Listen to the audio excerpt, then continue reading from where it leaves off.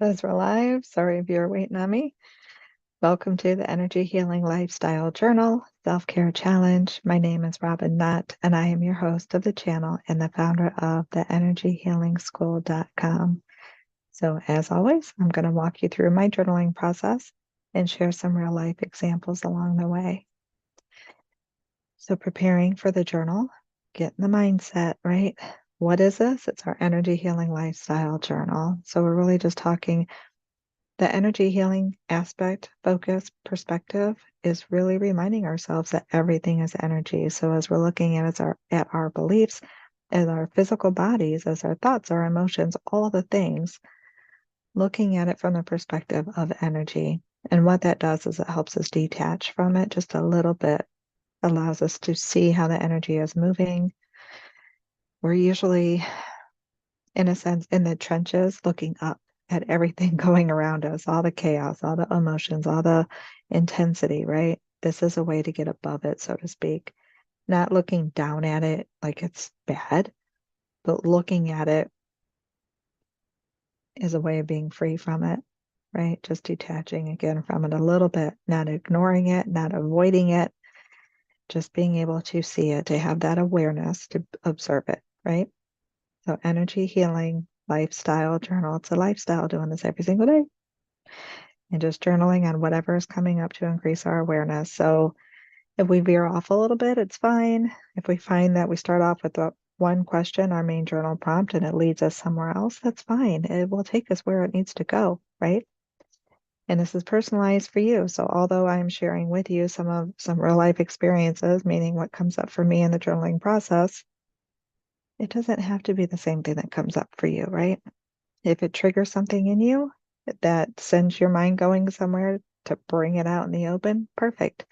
If you notice you're going in another direction, that's fine. Keep going, right? Then self-care being an acronym, right? I know a lot, don't I? So self-care being an acronym. Today we're looking at the letter C in self-care, C, that one. Communication. And then in my signature system of best you, today is the letter Y. So in best you, the letter Y, your truth. So communication and your truth go hand in hand. And all of that governed by the energy of the throat chakra. Definitely. So then we write down our journal prompt for the day and we wait and listen and see what comes up. So write out, as an empath, what does your self-talk sound like? That could go in so many directions, and that's okay. But just listen what comes up for you. And don't forget, if your to-do list comes in first, that's okay. Let it come through. Sometimes the mind or our ego wants to avoid certain questions or wants to act like it doesn't know, right? I don't know. What do you mean? It's a way of avoiding, and that's okay. Just let it come up, let it cipher, let it clear the fog, right? We'll get to it. The self-talk matters. So whether people admit it or not, we all talk to ourselves like all day long, all day long. Could just be about things that are going on. It could be about things that we need to do. It could be that negative mind chatter when we have that awareness and the inner critic wants to start being all judgy and criticizing ourselves, beating self up over stuff, right? Having those high expectations and then beat you down when you don't meet them. Whatever it is, what do you notice is your own self-talk?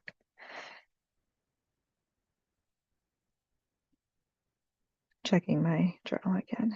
Bear with me. Judgment and criticism are big for me. If you've been hanging out with me for a while now, you know I talk about not having any blame, shame, and guilt, and this is why, because those are common self-talk patterns. Blaming self, shaming self, guilting self, right? Which increases more of the self-doubt and feelings of low self-worth. So thinking about those communication styles, there is passive aggressive, and then the combo of the two, passive aggressive and assertive. But what about your own communication? Are you aggressive with yourself? Are you passive? Again, do you do more of the avoidance? What pattern do you notice for yourself more? And then how you talk to yourself, what do you notice projecting out? What you say out loud to other people? Do you speak to others in the same manner? For a long time, I saw a very different communication style between the one I had with myself versus the one I had with others, especially like clients, right, in the field.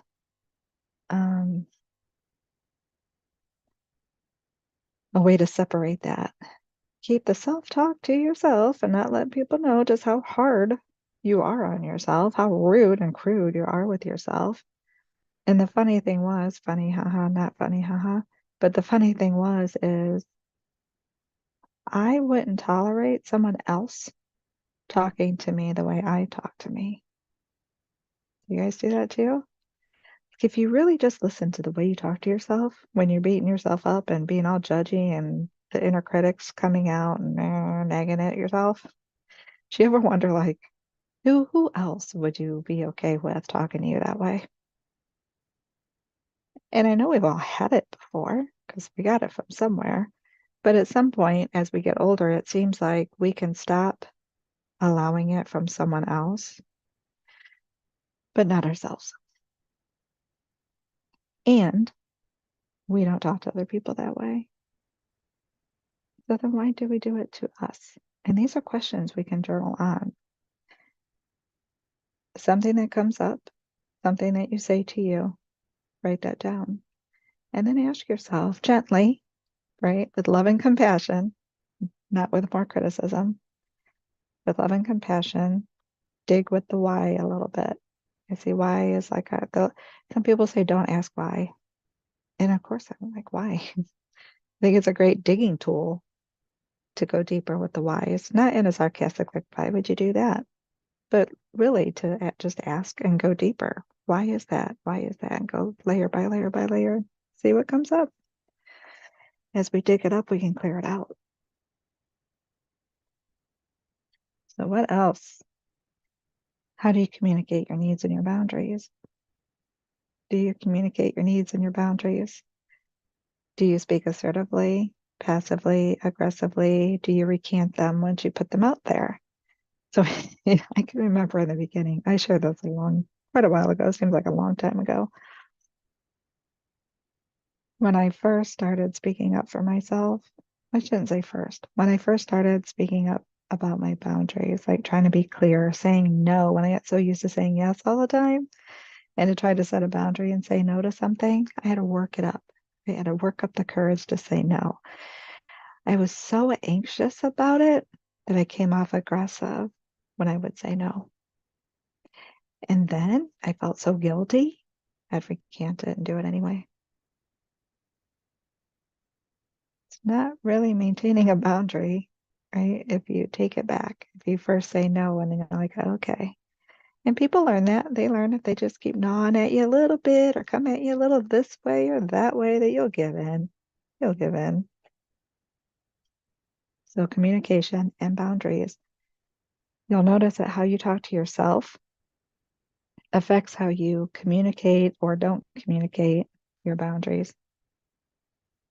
So try to make that connection in your journaling. What are you saying to you? And then how are you able to, communicate your boundaries, protect your energy? Hopefully make some really big connections in there. Again, no more blame, shame, and guilt. This is just awareness, right? Just increasing awareness. Because the more we dig up, the more we can clear out. Check my journal out a little bit more. So then just to make more connections as we talk about through the week, this week we've been talking a lot about just being an empath and what that means to us, right? And then how it affects each area in our lives through the acronym of self-care and what I call the 7 energies and the 7 chakras, right? Because we make these connections through each one. So the 7 chakras, the acronym, what each word means of self-care, and best you. I've been incorporating that as well. They all fit together. So 7 energies just kind of groups them all together.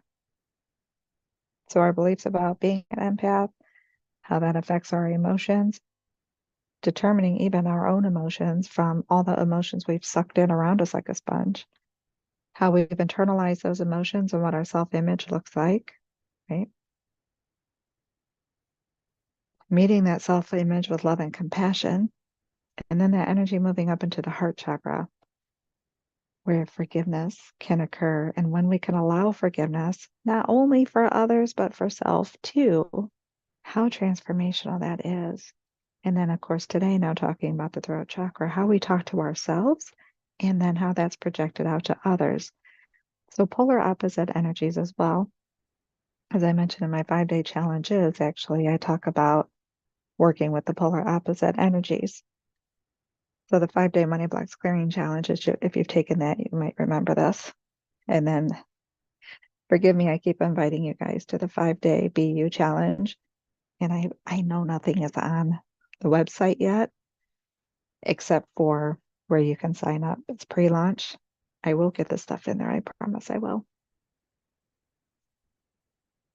But point being, same thing, working with the polar opposite energy. So throat chakra, polar opposite is the solar plexus chakra. So our self-image, how we speak to ourselves, how we see ourselves, solar plexus chakra. And that comes back up. Sorry for the word, but it's like regurgitating it, right? And projecting it out. And I think of food, which is why it's kind of gross. But it is connected. I can't help it. What we feed into it and then what we project out. Excuse me. Body wants to respond to that. But be mindful of that. Be aware of that. What you're saying to you feeds your self-image. So are you speaking to yourself assertively, but with love and compassion to give yourself some love and compassion, so that when you project out to others, you're projecting out more love and compassion? Or, and I already hear it, but I give other people love and compassion. It's myself I can't give it to. Yes, we do. However, think of, and I mentioned this yesterday, how different it would be if you're clearing that out. You're digging it up, clearing it out. You're improving how you speak to you. You're improving your self-image. You're building more of that energy of love and compassion. How much lighter that energy is that you project out to others, even more so than you see it as you already are. Keep that in mind. What else here? Oh, and then it just came up in the journaling about the I can't trap, getting stuck in those I can'ts. So I can't help it. I can't set boundaries. I can't protect my energy. I can't stop getting overwhelmed. I can't stop feeling everyone's energy. I can't take care of myself, or I can't take time for myself. You guys do that too? Do you? Let me know. I did this for dropping in the comments. Did this without speaking. So there seems to be a common trend, right? That common theme is that empaths have a lot of compassion for others, yet deny the same to self. We're super critical, which is very unfair and unrealistic. We have those unrealistic expectations on ourselves. It's like we're supposed to be some superhuman, putting the empath cape on, or that we're not human at all. So just that friendly reminder again, we are still here as a human, having a human experience. Yes, I know we are much more than a human, but we are still human. So we're not void of or exempt of humanness. We can clear some things out. We can lessen the intensity of ego humanness, but we're not exempt from it. And that's okay. It's okay. So I ask you and invite you to practice cutting yourself some slack, giving yourself some of that love and compassion, shifting and changing that self-talk to add more of that love and compassion, right? So be assertive and honest with yourself without beating yourself up. A little bit on wonky throat chakra energy. Things you might experience would be thyroid problems, stiff neck, shoulders. When you think of ears, nose, and throat, all are governed by the throat chakra. What else? Nightmares. So when we aren't expressing ourselves well, it can come out in our, or be expressed through, what's the word? Expressed in our dreams. So that's where some of those nightmares can come from. And it's not necessarily exactly what we dream about, right? Because dreams could get wonky or symbolic or have different meanings. But still, keep in mind that if you're having nightmares or some dreams, you're just like, what? Just take a moment and check in with yourself to see, are you expressing yourself? Are you being assertive? Are you assertive about your boundaries and your needs? Are you protecting your energy? Or have you been a passive or aggressive, speaking more from humanness and not tapping in and clearing that out so that you can speak more of your highest truth, meaning your soul truth, your spirit truth, that is in alignment with the source of unconditional love. You also might experience lack of concentration and have difficulty communicating, right? I feel like that's kind of a given. So again, from the Chakra Healing handout, from the 7-day Chakra Healing Challenge, a couple of things we can do to support the energy in our throat chakra is solfeggio frequencies. The solfeggio frequency that resonates with the throat chakra is 741 hertz. And the color light blue. You can just wear some light blue, bask in some light blue energy, use some crystals or stones that are light blue. All of those can be helpful. Again, let me know how you're doing in your journaling process. I invite you to always check the description for updates, special offers, hint, hint. May find one in there, and get on here and journal with me. It'd be fun to have you. So I hope you're having a wonderful day, evening, whatever time it is in the world for you. Thank you for hopping on, sharing your time and space. And again, thank you for all of your participation and your comments. I truly appreciate it. Take good care of you, and I will see you tomorrow for Third Eye Chakra Energy, where we talk about being the observer and acceptance. I have to check in with my acronyms. So acceptance, which can be a challenge, being in the observer mode, and third eye chakra. I will see you tomorrow. So much love.